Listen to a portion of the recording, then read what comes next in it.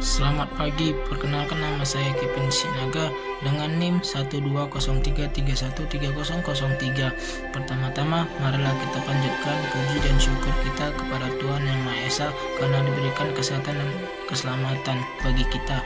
Dan tidak lupa juga saya berterima kasih kepada Ibu Sani Susanti sebagai dosen pengampu saya yang telah membimbing dan mengarahkan saya untuk menyelesaikan makalah ini. Dan saya akan mempresentasikan hasil makalah dengan judul perbedaan pendidikan formal dan pendidikan luar sekolah.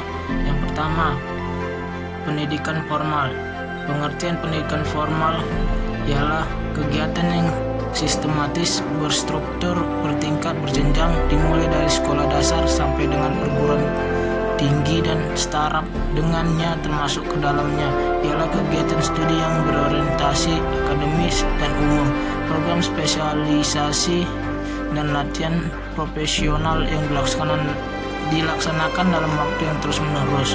Dan pendidikan formal juga merupakan lembaga pendidikan yang ditempuh melalui jalur institut yang sudah ditentukan dan ditetapkan secara diatur oleh sekelompok orang berwenang yang dalam hal ini pemerintah atau sebuah yayasan.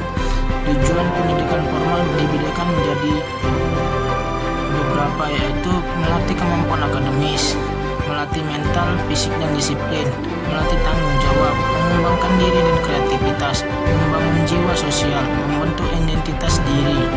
Dan pendidikan formal dibedakan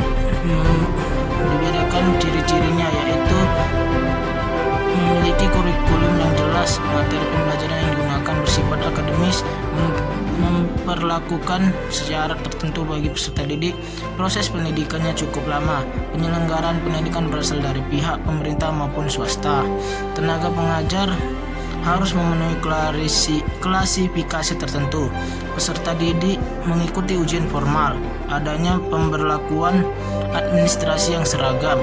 Yang kedua, saya pendidikan luar sekolah, yaitu pendidikan yang dirancang untuk membelajarkan warga belajar agar mempunyai jenis keterampilan dan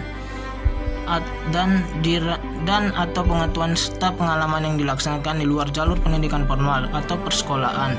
Tujuan pendidikan luar sekolah yang pertama ialah kemampuan mengembangkan kepribadian dan mengaktualisasi diri. Yang kedua, kemampuan menghadapi tantangan hidup baik dalam lingkungan keluarga atau masyarakat. Yang ketiga, kemampuan membina keluarga sejahtera dalam rangka memajukan kesejahteraan umum. Yang keempat, wawasan yang luas tentang hak dan kewajiban sebagai warga negara. Yang kelima, kemampuan menciptakan atau membantu menciptakan lapangan kerja sesuai dengan kemampuan dengan keahlian yang dimiliki. Selanjutnya, ciri-ciri pendidikan luar sekolah dapat dibedakan menjadi 6, yaitu yang pertama, macam bentuk pendidikan luar sekolah tergantung macam tujuan pendidikan. Yang kedua, keterbatasan pendidikan luar sekolah yang dipandang sebagai pendidikan formal dan dipandang sebagai pelengkap bentuk-bentuk pendidikan formal. Yang ketiga, tanggung jawab penyelenggaraan pendidikan luar sekolah dibagi oleh pengawasan umum, masyarakat, pengawasan pribadi atau kombinasi keduanya. Yang keempat, beberapa lembaga pendidikan luar sekolah didisiplinkan secara ketat terkait hal waktu pengajaran, teknologi, modern, kelengkapan dan buku-buku bacaan.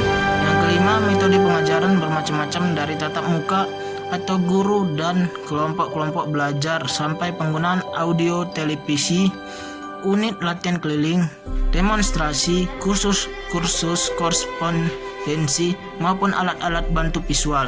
Yang keenam, penekanan pada pendidikan luar sekolah terkait penyebaran program teori dan praktek secara relatif.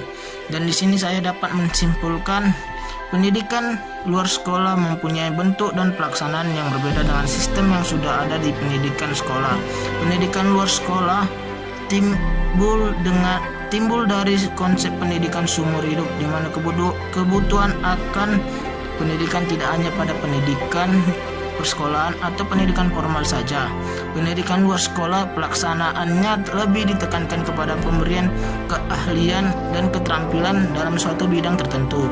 pembinaan dan pengembangan pendidikan luar sekolah dipandang relevan untuk bisa saling mengisi atau topang menopang dengan sistem persekolahan agar setiap lulusan bisa hidup mengikuti perkembangan zaman dan selalu dibutuhkan oleh masyarakat seiring dengan perkembangan iptek yang semakin maju. Itu yang saya dapat presentasikan. Terima kasih.